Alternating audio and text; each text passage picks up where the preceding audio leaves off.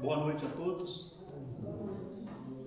Mais uma vez, nós agradecemos a presença de todos que vieram aqui aprender um pouco da doutrina espírita conosco, os que deixaram seus lares e se dispuseram a estar aqui presentes. Nós agradecemos a presença de todos vocês, principalmente daqueles que estão chegando agora à nossa casa pela primeira vez ou pelas primeiras vezes. Sejam bem-vindos, esperamos que gostem e que fiquem aqui fazendo parte da nossa família.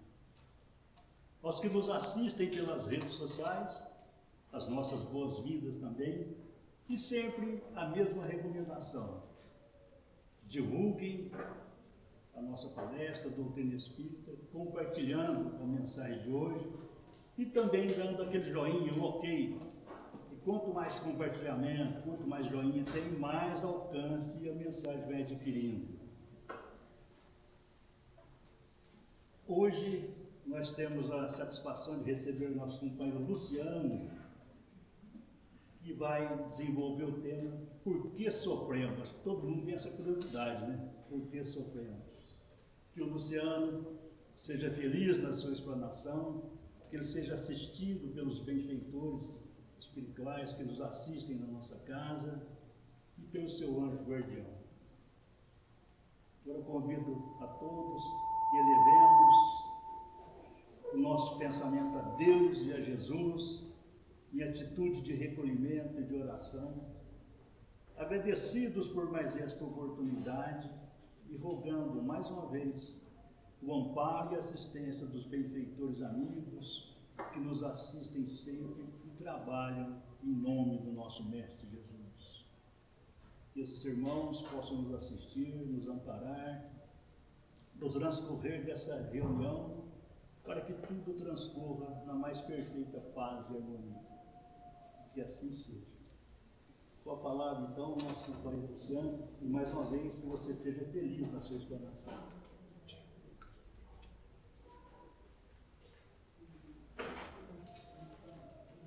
Boa noite a todos. Todos me ouvem bem.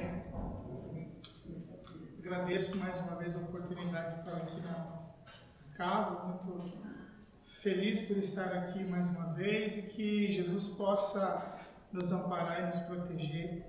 E também desejamos aí uma excelente noite a quem nos acompanha online. É interessante que há tempos, não muito tempo atrás, a gente aqui na frente lá falava para as pessoas: desliguem os seus celulares. Agora tem que falar com cuidado, porque tem gente acompanhando no celular em casa. Vamos fazer uma reflexão bastante importante sobre o porquê sofremos. Essa é uma pergunta que nos momentos mais difíceis vem na nossa mente, no nosso coração. Por que eu estou passando por isso? Por que eu sofro tanto? Por que parece que as coisas não se resolvem? E nós vamos fazer uma reflexão dentro da doutrina espírita e também alguns aspectos científicos, filosóficos, para que algumas respostas possam nos ajudar nesse entendimento. Quando nós falamos da questão do sofrimento, Joana de Ângeles traz uma ideia muito importante com relação ao tema, no livro Plenitude, em que ela traz 3 tipos de sofrimentos. E a gente vai se enquadrando de acordo com as nossas dificuldades, e consegue começar a perceber a origem das coisas. E a partir desse entendimento do que está acontecendo na minha vida, eu posso ter condições melhores para resolver, para compreender e a partir dali fazer uma mudança. O primeiro ponto que ela traz é o sofrimento do sofrimento. Olha como isso é interessante, porque todos nós sofremos, nós estamos reencarnados num mundo de provas e expiações. E muitas das vezes, simplesmente passar por uma prova já pode ser motivo de sofrimento. E por que passar por uma prova já pode ser motivo de sofrimento? Porque isso vai depender da forma como eu encaro as provas da vida. A partir do momento em que eu não consigo ter uma visão clara do que eu estou passando, entender o contexto, entender as circunstâncias do que eu estou vivendo, se eu não entendo, não consigo fazer uma leitura da minha prova, parece que isso veio de repente, sem nenhum motivo, sem eu merecer. E aí eu sofro por estar sofrendo. E quanto menor é a minha perspectiva de vida, além de matéria, maior a dificuldade de entender o sofrimento. Porque essa percepção vai se limitando. Entender o sofrimento fica muito limitado ao dia a dia, a esta vida, às pessoas que estão ao meu redor, e aí vai faltar um olhar mais alargado. Isso é muito material. Essa forma de sofrer é ainda arraigada totalmente à matéria. Então, esse tipo de sofrimento, muitas das vezes, é o que nós temos mais urgência e facilidade para virar chave. Esse a gente pode falar assim, ó, por exemplo, eu estou passando por um problema material, de ordem material, financeira. Se eu não consigo entender que essa situação ela faz parte da transitoriedade da minha vida, que isso não vai ser pela eternidade, se algo que alguém me disse, se o mal que alguém me fez, se eu não conseguir compreender que isso é uma foto da minha existência toda pela frente, é um curto período ruim de toda uma eternidade, eu posso arruinar o que vem pela frente. E isso dói mais, mexe com o ego, mexe com as minhas energias, com os meus nervos, o meu emocional se fragiliza. E esse entendimento de sofrimento é o que a ciência está se aproximando cada vez mais. Porque é esse que vai abalar o nosso sistema imunológico, que é a porta de entrada para doenças psicossomáticas. O que isso quer dizer? Se você se irritar toda hora pelos mesmos motivos de coisas corriqueiras do dia a dia, você pode ser um futuro infartado, você pode ser um futuro diabético, você pode ser um futuro doente. Por quê? Porque não há nervos que segure tanta raiva, tanto estresse e tanta mágoa. Isso vai para algum lugar, isso vai para as suas células, isso vai para o teu corpo, porque o corpo é dominado pela mente. Essa é uma relação direta, a gente vai se aprofundar nisso daqui a pouco. Então, esse tipo de sofrimento, nós precisamos ter um olhar muito criterioso para gerenciar. E a reflexão, por que eu me irrito tanto? Por que eu sofro tanto com questões que às vezes estão fora do meu alcance de resolução? Às vezes nós sofremos porque o outro não muda. E eu sofrer demais porque o outro muda, vai mudá-lo? Não vai mudá-lo. Então eu preciso tirar um aprendizado desse relacionamento com o outro, dessa dificuldade de convívio com o outro. Como eu posso ajudá-lo? Então eu preciso olhar mais para frente, senão eu não saio desse lugar. E aí, nós espíritas vamos aprendendo as coisas, mas de repente na hora de praticar fica mais difícil. Que aí a gente fala, eu não posso brigar, tá, eu não posso brigar, mas como é que eu fico por dentro? Como é que eu guardo esse sentimento? Como é que eu encosto a cabeça no travesseiro? Eu preciso digerir isso. Se sozinho eu não consigo, tem terapia para isso. Mas eu preciso cuidar de mim também, né? Então tem muitos de nós que às vezes nos cuidamos um do outro, corremos atrás do outro, é uma prova para nós o convívio, não nos esqueçamos de que o próprio convívio em família já é uma prova ou uma expiação, e se nós nos arrastarmos demais com os sofrimentos da convivência, quem desencarna primeiro somos nós, por escolha nossa. Então eu preciso dosar. Posso me inquietar, me entristecer, mas eu preciso me cuidar. Por que eu me sinto tão mal? Por que o ato, a ação do outro me incomoda tanto, me irrita tanto? Ou por que que o meu problema pessoal me desequilibra tanto quando alguém fala, olha, o fulano falou mal de você, 3 dias sem dormir. Por que será? O colega atrasou, o outro não cumpriu o que ele prometeu e você entra no estado de nervo sem fim. Então, esses são pontos que nós vamos precisar sempre olhar. Porque esse é o sofrimento do sofrimento. Eu preciso entender que estamos num mundo de provas, elas virão. Mas se eu não conseguir ter uma visão clara de que essas provas, elas servem para o meu crescimento, e eu preciso olhar para frente e não parar nelas, o sofrimento é maior. O André Luiz, no Mundo Maior, ele traz o entendimento da melancolia, né? E ele fala que naquela época, 1942, a melancolia, que é a depressão de hoje, ela existe pela forma como as pessoas enxergam a vida e as coisas da vida. Então aí está a base da depressão também. Então se eu olhar também o mundo sobre uma ausência de cores, tudo muito no preto e branco, eu vou adoecer. Então até o cuidado com o conhecimento que vamos adquirir na doutrina espírita, ele precisa ser bem cuidado.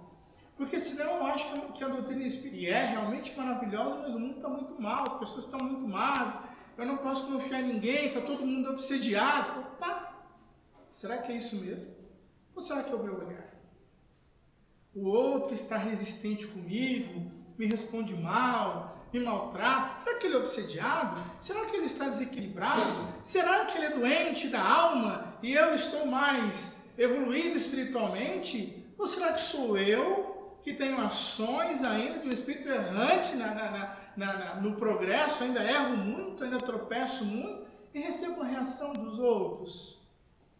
Porque às vezes também sou agressivo, porque às vezes sou intolerante, porque às vezes exijo muito mais. Ação e reação. Então a forma como eu enxergo as pessoas e as coisas, elas podem interferir diretamente na minha própria saúde mental, na minha própria saúde espiritual. Então nós somos e estamos no caminho da doutrina espírita, mas não estamos acima. Mas o Espiritismo esclarece mais? O Espiritismo até pode esclarecer muito, mas e eu? Quanto estou esclarecido? O quanto a minha consciência está desperta? Isso vai ser determinante para os meus estados emocionais e espirituais. Aí ela fala também sobre o sofrimento de impermanência. E esse sofrimento de impermanência, ele está muito mais relacionado também ao nosso nível de maturidade espiritual. O que isso quer dizer? Eu vou morrer, como que é isso para mim? Está tudo bem? Eu entendo isso com maturidade. Os que estão ao meu redor vão morrer, eu vou envelhecer, eu posso perder o que eu já conquistei nessa vida, eu posso não ter nada amanhã. O emprego que eu tenho, eu estou nele, não é meu. Então eu posso perdê-lo amanhã. Eu estou preparado para essas coisas? Então essa impermanência das coisas, ela precisa estar muito clara na nossa mente, porque senão nós vamos nos derrotar antes das derrotas. Porque há pessoas que entram em quadros de ansiedade, por exemplo, com medo de um futuro que não chegou. Há pessoas que adoecem por perdas que não estavam preparadas, como, por exemplo, a perda de um ente querido. Infelizmente, alguém que você ama vai partir antes de você. Mas se você não entender que existe algo muito mais forte do que a vivência física, que é o elo espiritual que se constrói através do amor, tudo isso vai superar o luto depois. Senão eu não venço esse luto, senão eu não supero essas perdas, senão eu não ultrapasso essa prova. Então são desafios espirituais que eu não consigo vencer, porque eu não consigo perceber que essa condição de impermanência, ela faz parte também da minha existência nesse plano físico. Muitas vezes demoramos para perceber que se agarrar demais às experiências da vida apenas e esquecer o em volta, esquecer o entorno, esquecer o tempo, pode nos fazer sofrer. posso estar trabalhando demais e não ver meus filhos crescerem. Eu posso perder muito tempo com coisas que não me agregam valor e lá na frente isso vai me fazer falta. Eu posso não fazer o exercício de perdas de pessoas e coisas, e quando essas perdas vierem, eu não estou preparado. Eu costumo muito dizer que a doutrina espírita, ela não é um lugar em que nós chegamos aqui e começamos a entender o quanto todo mundo é ruim, nós somos imperfeitos, mas vamos progredir, seremos perfeitos, e começamos a olhar para o lado e começamos a enxergar que não, nós somos melhores. Não é esse o lugar do espírita na doutrina espírita. O lugar do espírita na doutrina espírita é de compreender que isso aqui é um treino e é um preparo para o que há de vir. Para o que há de vir. O que há de vir? Não sabemos. Não sabemos o que virá na nossa próxima reencarnação. Não sabemos como iremos acordar amanhã. Não sabemos. Então, esse preparo é extremamente importante. O que nós estamos lendo aqui, o que nós estamos estudando aqui, não é para sua sogra. Não é para sua irmã que não veio. Não é para o teu filho que não amadureceu ainda. É para você, na hora, como diz o Chico, na hora do testemunho. Que hora que é essa? A hora em que você tem que prestar contas para a sua própria consciência, na hora que alguma coisa vem para você. Tua esposa, teu marido, teu filho, alguém, desencarna. Essa é a hora. O preparo que nós estamos fazendo é para isso. Para isso. Você pensar qual é a minha relação com a morte. Qual a minha relação com a perda de alguém que eu amo muito. Qual a minha relação com uma experiência dessa que eu nunca imaginei que eu iria passar. Não imaginei. Porque nós falamos para as pessoas que nós amamos que nós não nos imaginamos sem elas. Já falaram isso? Alguém já falou? Já pensou isso? A pessoa que você mais ama, nossa, não me ver sem ela. Já fizeram esse exercício mental? Já disseram isso? Já? Então. Então tem que pensar nos dois lados. Como será a entrega dessa joia para Deus? Para esse diamante que eu ajudei a lapidar no convívio, né? 25, 30, 40 anos trabalhando, construindo alguma coisa, no final você perde tudo. E aí? Então, essa visão de impermanência, ela está relacionada ao nosso preparo ou despreparo para os fracassos, nossos ou dos outros que vão nos afetar. Eu nunca imaginei que o fulano ia fazer isso comigo. Fez. 30 anos casado com uma traição. E aí? Então, a doutrina espírita vai nos orientando e nos preparando para lidar com todas essas situações. Tudo bem? Todos muito quietos. Todo mundo pensativo. E existe uma outra categoria de sofrimentos, que é com relação aos condicionamentos. Esse é difícil também, porque ele está relacionado com a forma como nós vivemos e aprendemos. Então, às vezes, nós somos assim, porque nós aprendemos a ser assim lá na nossa infância. Alguém te ensinou que você tem que ser duro, que você não pode chorar, que você nasceu para vencer, que isso, que aquilo, que esses são bons, aqueles são ruins. E sofremos por isso. Então, essas polarizações de formas de viver, de sentimentos, de pontos de vista, elas trazem conflitos nos relacionamentos principalmente. Porque você está do lado de pessoas que vieram de formações de vidas, de formas de viver completamente diferentes. E cada um vai achar que está completamente correto. E aí? E aí eu posso sofrer porque eu não abri a minha mente para uma mudança. E nos relacionamentos, muitas vezes a gente quer que o outro faça esse exercício, né? Ou a gente pode sofrer porque a gente não quer realmente fazer esse exercício e a vida vai nos moldando para que sejamos diferentes. Então, um grande ensinamento com relação ao sofrimento é que nós precisamos ser maleáveis às vicissitudes da vida. Que não necessariamente tudo que você sabe até aqui é verdadeiro. E essa é uma questão dura. Porque de repente eu acho que eu sou cheio da razão. E não sou cheio da razão. Eu acho que eu eduquei meus filhos da melhor maneira. De repente eu vejo que foi a pior maneira. Eu acho que todas as minhas decisões eram éticas. E por fim eu entendo que nem todas eram éticas. Está certo, está errado. Aí não tem muito certo e errado. O que tem é qual o melhor caminho e a melhor forma de enxergar isso a partir de agora. Porque nós vivemos, aqui quem tem mais de 20, de 30, de 40 anos, vai olhar para trás e conhecendo a doutrina espírita, ela fala assim, nossa, acho que eu errei muito no passado. E aí eu pergunto assim, quais recursos você tinha no passado? Você não tem os mesmos recursos que você tem hoje. E é por isso que pais hoje, que tem o seu terceiro filho, seu quarto filho, falam, olha, esse eu eduquei diferente do primeiro. É um aprendizado.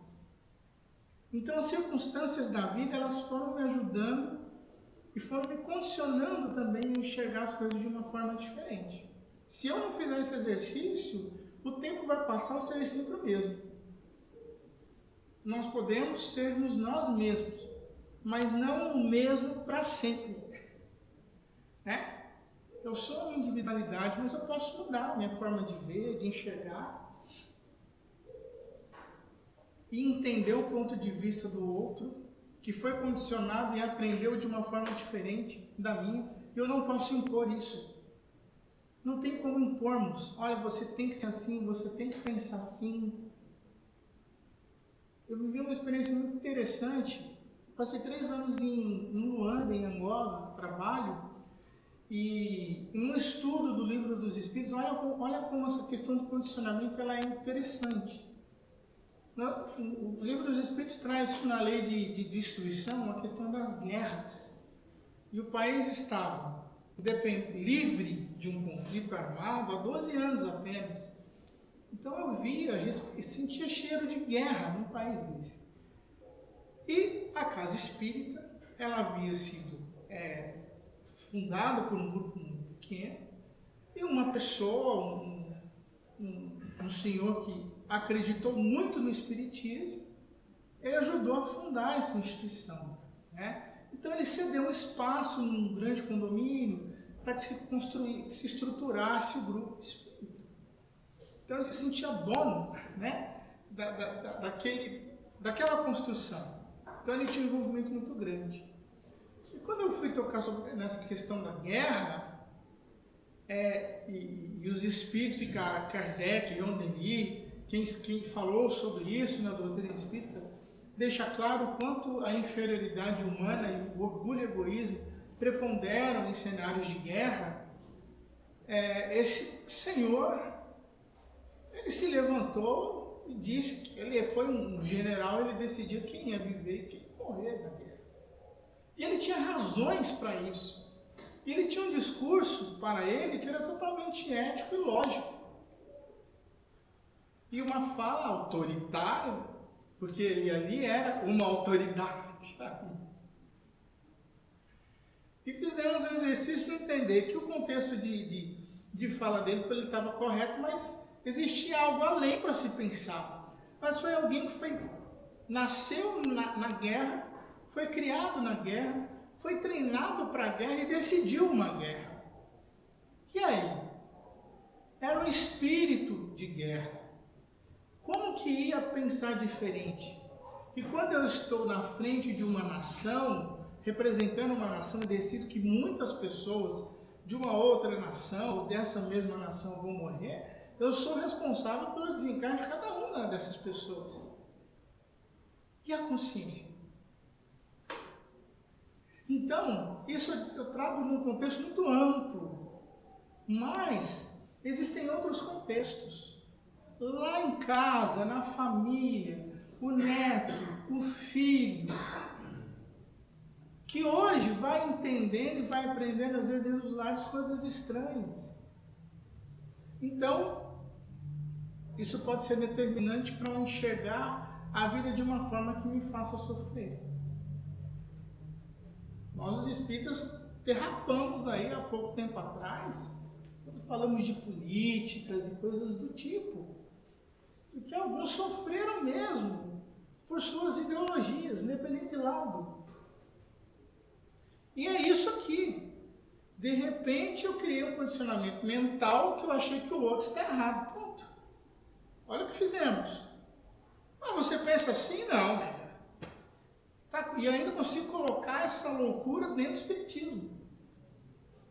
Um ponto de vista perverso dentro do espiritismo. Perverso ou de preconceito, ou de embate, porque isso não é espiritismo. Independente de lado, de ponto de vista. Isso não é espiritismo. Então, quando eu trago isso para uma discussão arraigada, eu estou mostrando que eu estou sofrendo com o condicionamento. Quando eu estou brigando pela religião do outro, pelo time do outro, pela opinião do outro, pelo posicionamento, seja qual for do outro. Porque eu esqueço que o outro é um outro universo. Eu esqueço que o outro, ele é uma outra vida. E eu preciso respeitar e preservar. Posso não concordar, mas tenho o dever de respeitar. Olha só.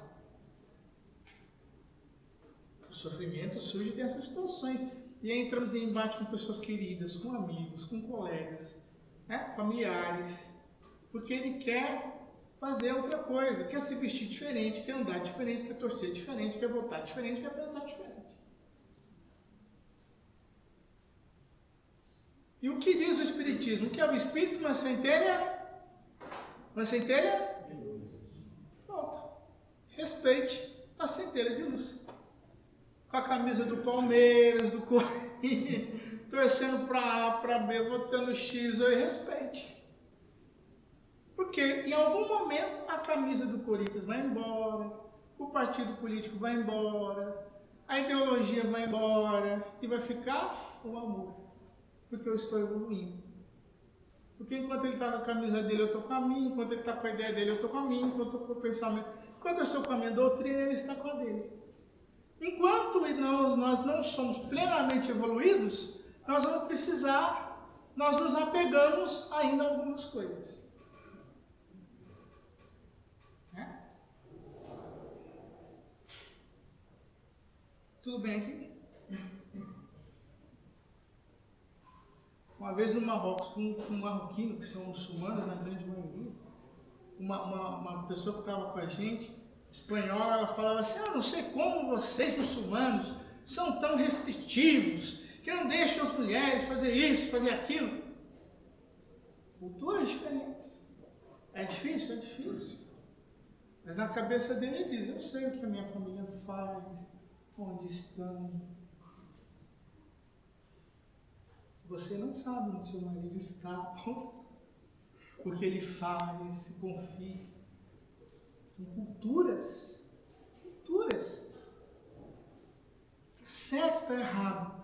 O processo evolutivo daquele povo, naquele momento, está neste ponto. Em algum momento as coisas vão mudar para eles e para nós. E para os outros. E aí evitamos as discriminações. Porque deve ter gente com alguma outra mentalidade mais adiantada que nós, dizendo que nós somos atrasados. Não tem? Pode ter outros planos de povos mais avançados, senão eles estão condicionados na matéria ainda, que é absurdo.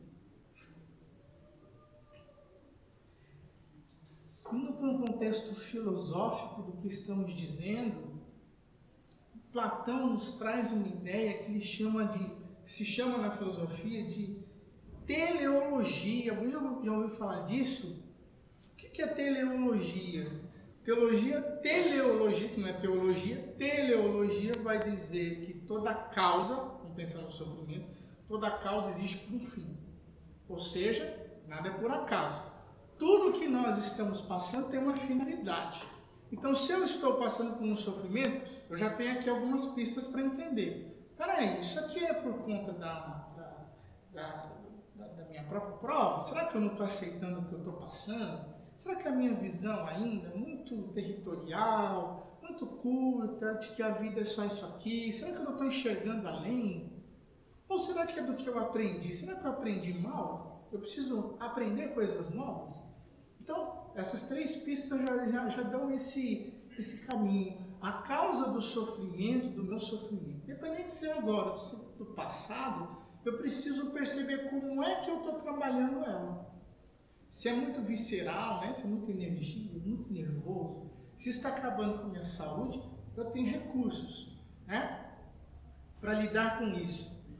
Se ainda está relacionado à minha maturidade espiritual, de não aprender a lidar com perdas e com as situações que a vida vem trazendo, eu tenho um exercício grande aí para fazer. Aprendendo a doutrina ou fazendo terapia, mas eu preciso alargar minha visão de vida e visão de mundo. Agora, se de repente está muito relacionado ao que eu me condicionei, não, eu aprendi que eu não posso chorar, eu não vou chorar, eu posso voltar ao questionamento. Mas por que não? Por que quem me fez mal eu não consigo perdoar? Por que quando acontece uma coisa eu não consigo pensar diferente? Então eu preciso me lapidar interiormente para que eu realmente consiga ter uma nova visão. Então esse pensamento, né, é da teleologia. Ele vem trazendo uma ideia para nós de que nós precisamos ir para frente. Capítulo 5 do Evangelho segundo o Espiritismo, que vai falar sobre a causa das aflições, ali vai mostrar as causas que podem ser atuais ou podem ser de vidas passadas, mas em outras palavras, quando os Espíritos e Kardec nos falam ali naquele capítulo, fique entendido que eu não posso parar nesse entendimento e nem só buscar respostas lá atrás, porque isso não vai me mover. E nós na doutrina espírita, eu ouso falar isso, me arrisco a dizer isso, mas muitos de nós cometemos um erro quando nós começamos a estudar algumas obras. Nós começamos a dizer assim, eu sou muito pobre nessa vida, porque na vida passada eu devo ter sido muito rico e não auxiliei quem precisava. Não dá para eu tentar encontrar respostas por questões tão simplistas. Não dá para eu dizer que todo mundo que tem uma deficiência física e mental é assim porque matou muita gente no passado, porque tentou se matar lá no passado, e aí fica uma matemática muito pobrezinha, porque ela não vai refletir o que eu sou enquanto espírito imortal. Nós não sabemos se o que nós estamos passando agora, se as provas e os sofrimentos que nós estamos passando agora, se eles estão relacionados à última vida, à penúltima, antepenúltima, não sabemos.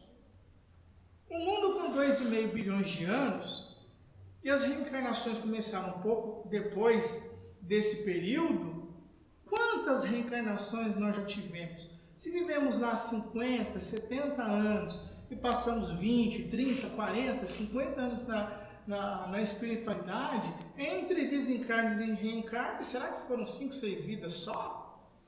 Não foi, né, gente? Então, tem muita história, nós trazemos muita coisa, Quando você acorda, você acordou hoje, você falou, vou colocar, muita gente com a camiseta branca, né? Será que foi porque ontem você pensou nisso? Não, de repente, há 10 dias atrás, né, você teve alguma experiência, estava com aquela roupa, você põe de novo. Então, a experiência que eu estou vivendo hoje não está relacionada ao capítulo anterior, necessariamente. Quantas vidas nós já tivemos? Quantas coisas nós já passamos? Então, é um risco quando nós lemos as obras, por exemplo, de André Luiz, nós falamos, então quer dizer que, olha, isso aqui aconteceu com ele, se eu estou passando por isso. Não, a história daqueles espíritos, o exemplo é daquele contexto, e não necessariamente os romances, as obras espíritas vão trazer essa matemática exata para a nossa verdade reencarnatória. Então isso tem que estar bem claro, porque senão não sai do lugar. E tem muito espírita que fala isso, não, eu já entendi, o espírito falou que no passado eu batia muito no meu filho, por isso que ele é agressivo comigo. Não, de repente você ficou mal. Até os 7 anos, o que diz Emmanuel? O que nos traz pestalose? A criança é uma massa moldável, só que você deixa essa massa fazer o que queria. Quebrava prato, subia no telhado, fazia isso. Aí chega com 15 anos, você quer porrádia? Não vai ter jeito, gente. Não tem jeito, você não fez acordo com a criança. Aí chega um adolescente, começa a usar drogas, você não consegue reverter. Por quê? Porque acordo, experiência de acordo, você faz na infância. Você não vai dizer, você não vai ordenar para um jovem de 18 anos, um adulto de 18 anos, o que ele deve ou não fazer, porque lá atrás você deixou ele fazer tudo que ele quis. Ah, então no passado era um algoz que agora está me prejudicando. Não, não necessariamente. É alguém que de repente você deixou ir na evangelização. Se quisesse na igreja, se quisesse fazer o que quisesse, e ele foi escolhendo lá fora, porque o que o Chico diz? Quando você não abraça o teu filho, a sociedade abraça. Foi abraçado por um caminho tortuoso e cuidar agora é mais difícil. Isso não é vida passada. O espírito é herdeiro de tendências. E aí ele faz o que ele quer. O que diz? O espírito, João, Emmanuel também, o espírito sopra onde quer. E aí foi. E aí eu não consegui segurar. São todos os casos? Não. Mas é um exemplo. Então, se eu não consigo perceber isso, eu não vou para frente. Eu preciso enxergar, com relação ao meu sofrimento, qual é o caminho aqui para frente. Esse é um pensamento da teologia, e além disso, a gente traz um pensamento terapêutico. Viktor Frankl, ele fala sobre isso. Logoterapia. Ou o que ele fala sobre isso? Você está passando por uma situação muito difícil. Mas onde você quer chegar? Está pensando nisso? A pessoa por mais anos morreu hoje. Morreu. Eu vou passar por esse luto. Não tem como fugir disso. E tem espírito que também corre esse risco. Alguém bate no ombro, olha, meu sentimento. Não. A espiritualidade abraçou. Foi uma pessoa boa. E eu vou seguir, mas nada. E a dor? Como é que está? Cuidado. Cuidado, porque é uma dor que dói. E tem que sentir. Tem que sentir. Agora, em algum momento, que é de cada um, eu preciso pensar, como é que eu vou seguir? É a mãe que perde um filho, que é o pensamento mais difícil. Geralmente a mãe que perde um filho assassinado, por exemplo, ela fica perguntando como, por quê? Como, por quê? Como? Por quê? Por quê? Por quê? Ela vai ter que pensar aí, daqui para frente, como eu vou viver?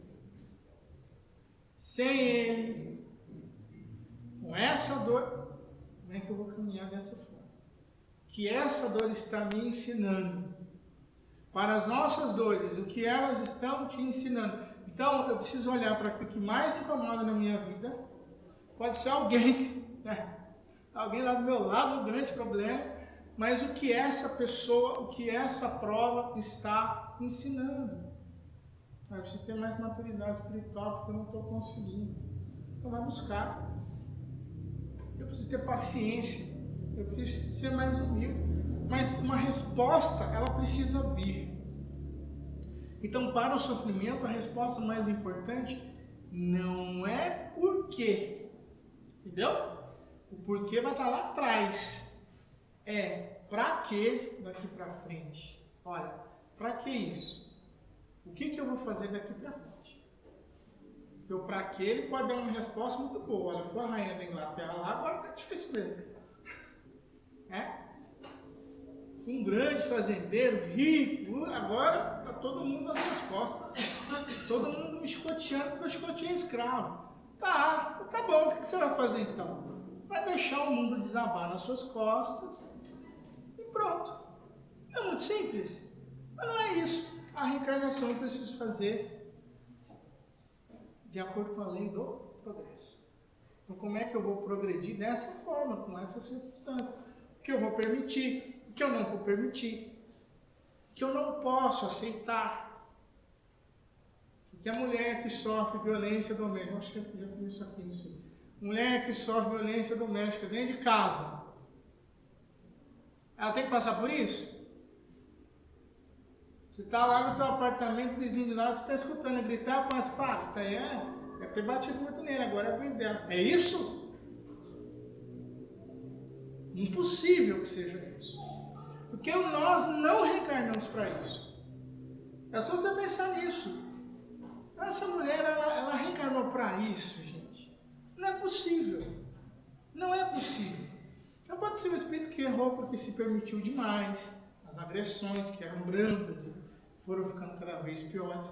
Pode ser um espírito que teve uma escolha infeliz na sua vida. Mas não é isso que esse espírito tem que passar. Então, circunstâncias, o sofrimento é o condicionamento. Nós nos condicionamos a entender que é assim mesmo, de repente. E aí nós lemos jornais e o mundo se explodindo em guerras, pessoas sofrendo, e parece que não dói mais. Então, o que eu posso fazer? Como eu posso contribuir? Porque de repente eu tenho alguém do meu lado que está passando por alguma coisa e eu não entendo mais que há algo a se fazer. E os suicídios acontecem por isso. Porque tem alguém sofrendo e de repente quem está do lado não percebe que dá para fazer mudança, que dá para caminhar, que dá para se fazer alguma coisa. E é por isso que esse pensamento, da teleologia, ele traz esse pensamento do Viktor Frankl, porque era o que ele viveu nos campos de concentração. Então, ele chega no campo de concentração de Provinska, e aí, uma das primeiras coisas que ele traz enquanto ensinamento, tem algumas barras de chocolate para tentar viver o que lhe resta, porque ele não sabia o que ia acontecer com ele. A roupa do corpo. A primeira coisa que os soldados pediam para eles fazerem era tirar toda a roupa. E olha o pensamento e o simbolismo disso. Alguém arbitrariamente, violentamente pedir para que você tire a sua roupa, é tirar a sua dignidade. Você está despido, você está desarmado, você está desprotegido, você está sem a sua forma de se identificar. Você não é mais você é um uniforme com número. Era o que eles eram. E aí ele diz, nesse momento eu precisava me apegar em alguma coisa. Então ele começa a se imaginar, mesmo vendo aquela fumaça preta de gente queimada que estava sendo executada a toque de linha de produção, ele falava, eu preciso pensar em alguma coisa além disso, porque senão eu não vou resistir. Olha isso. Então se eu ficar nesse sofrimento, eu vou pensar dentro de um campo de concentração, eu devo ter feito muito mal, então agora é minha hora de passar por isso. Será, gente?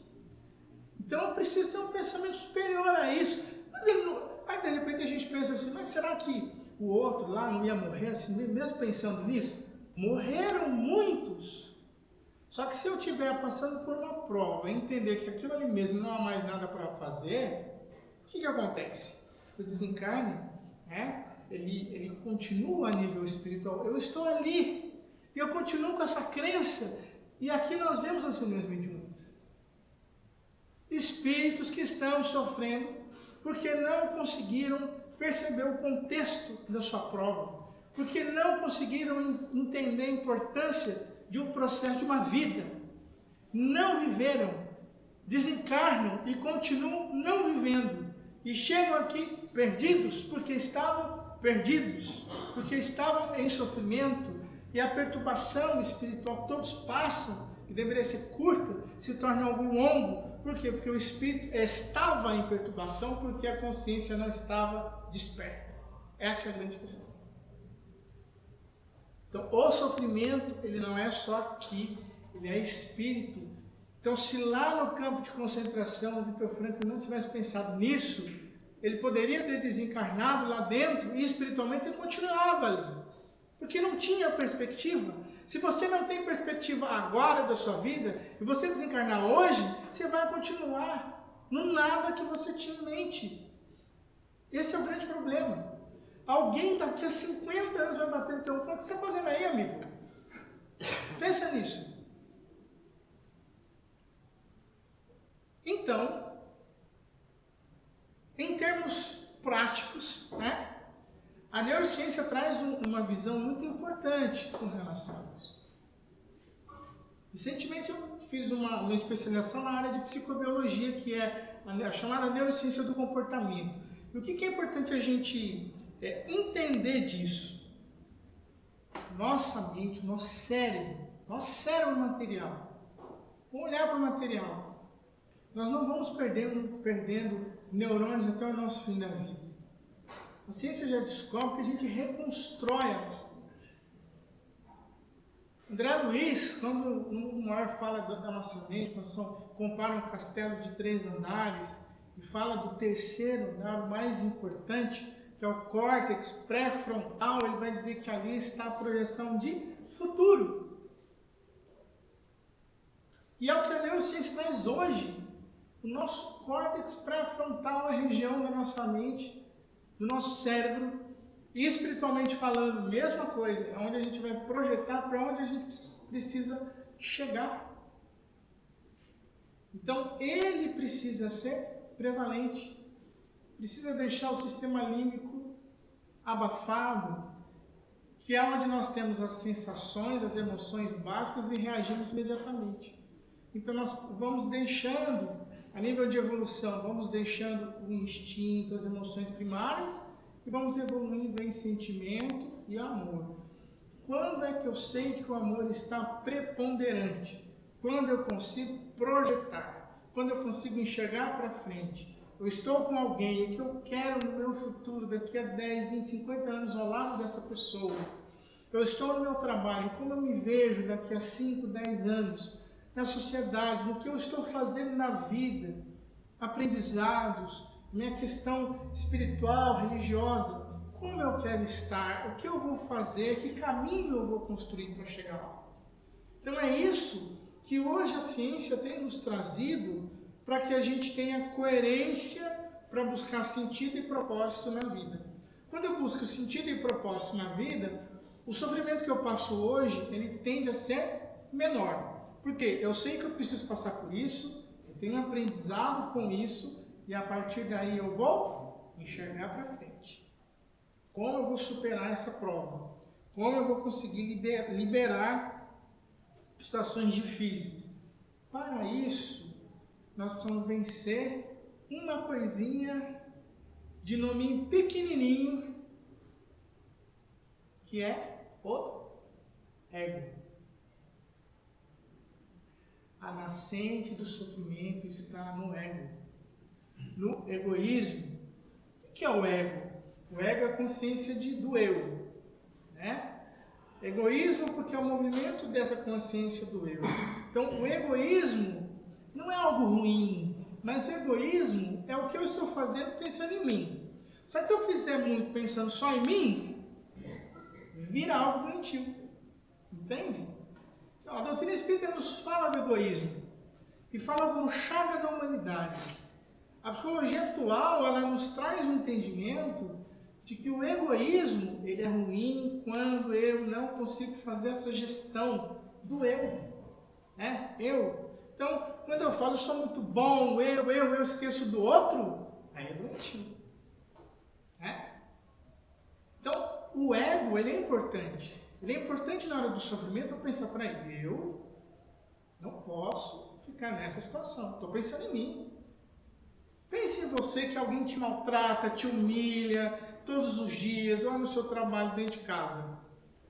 Como é que o ego se movimenta? É nesse exercício. Peraí, o que eu vou fazer? Eu vou fazer com isso. Eu não posso passar por... Não pode mesmo. Então o ego tem essa função. Ele é um gestor, né? O gestor do que eu preciso fazer ali. Só que ele também não pode ser único, né? Então o ego está lá a ponta do iceberg da nossa estrutura mental. E aí esse iceberg está num grande oceano. Então eu preciso entender que essa parte do ego, do eu, está em um contexto maior. Então, eu estou para mim, mas também para o outro, para a sociedade, para um contexto. Aí faz mais sentido, né? E aí, conforme isso evolui, a gente vem trabalhando depois o self.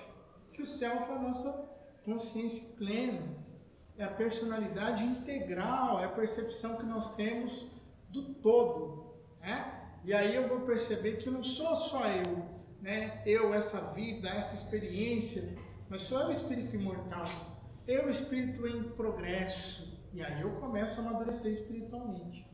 Então, quanto mais eu deixo de pensar só em mim, e começo a pensar nos outros, no contexto, nas pessoas, uma visão mais alargada, o ego vai dando espaço ao self, a minha personalidade integral. Eu consigo ampliar minha capacidade de intuição, porque eu deixo de ser só eu pensante, mas eu como parte desse universo todo, de vidas, de experiências, apoiados pela espiritualidade bendita. Começo a perceber o outro nessa perspectiva. Não é só eu e o outro, é eu e o espírito e o outro espírito, que também sofre. E aí eu me compadeço. E aí a caridade vem. E aí os sentimentos mais nobres vão se manifestando. E não é uma ordem. Primeiro eu faço por mim, eu vou cuidar de mim, depois do outro. Isso é automático.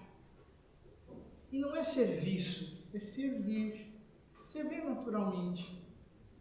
Então eu consigo ser mais caridoso, amar mais, fazer mais. Por quê? Porque eu dou espaço para o Espírito, para eu, o Espírito imortal, atuar sobre a matéria, sobre os instintos, sobre os pesos que eu trago, as sombras que nós temos. E aí, olha, as provas, elas vão ficando mais suaves, porque nós temos maturidade para enxergá-las de uma outra perspectiva. E por mais que doa, por mais que sofra, né? Por mais que o sofrimento pese, nós vamos entendendo. Esse é um fardo que eu vou carregar, mas eu tenho forças para isso. É proporcional ao meu progresso. Não é culpa de ninguém, é minha responsabilidade cuidar. E aí eu não aponto para os outros, eu olho para mim. Quanto mais nós fizermos isso, nós vamos conseguir seguir o que o Evangelho nos pede. Amai-vos. Olha, amai-vos. Isso é amor. Amai-vos, porque se você só olhar o sofrimento, Jesus não falou sofrei-vos. Não é dos que sofrem. Ah, mas então os bem-aventurados aflitos? Sim, mas não é para sempre.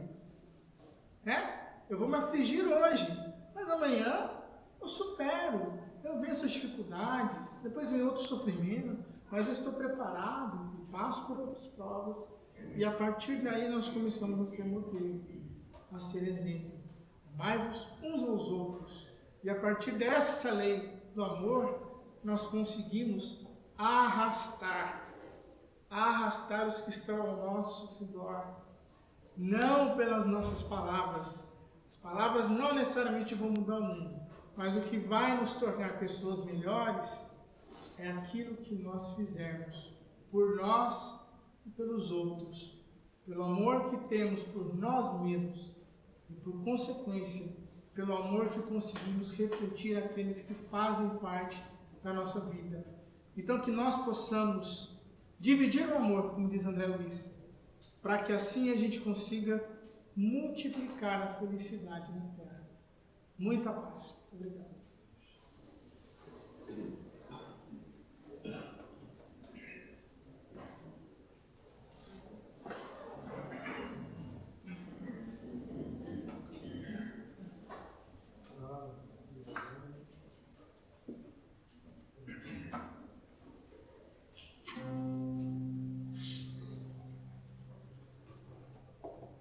Gratidão a Deus.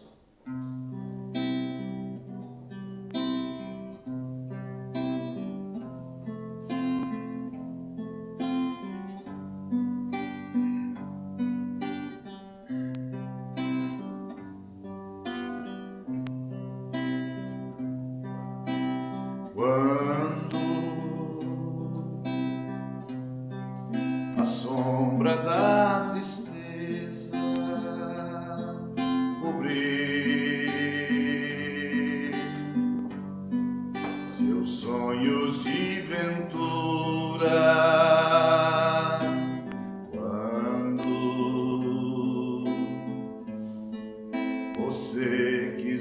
chorar diante da taça da amargura, quando a dor bater a porta, ferindo bem fundo o coração, quando a esperança é morta e a vida é amarga ilusão. Olhe para trás, veja quanta dor, súplicas de paz, clamando amor.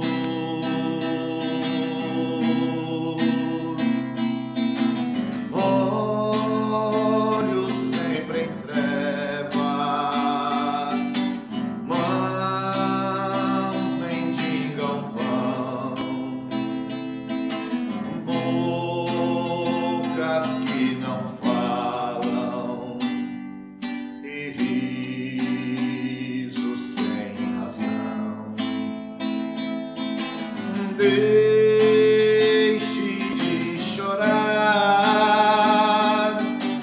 volte a sorrir.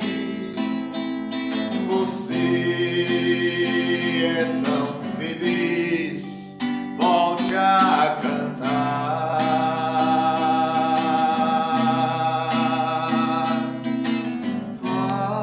Faça uma prece, seja grato a Deus, Ele sempre abençoa os filhos seus.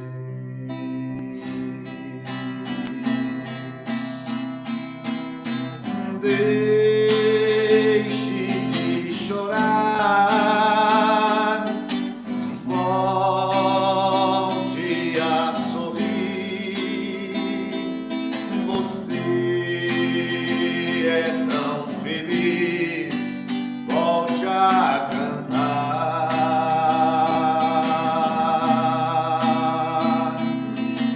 Faça uma prece, seja grato a Deus,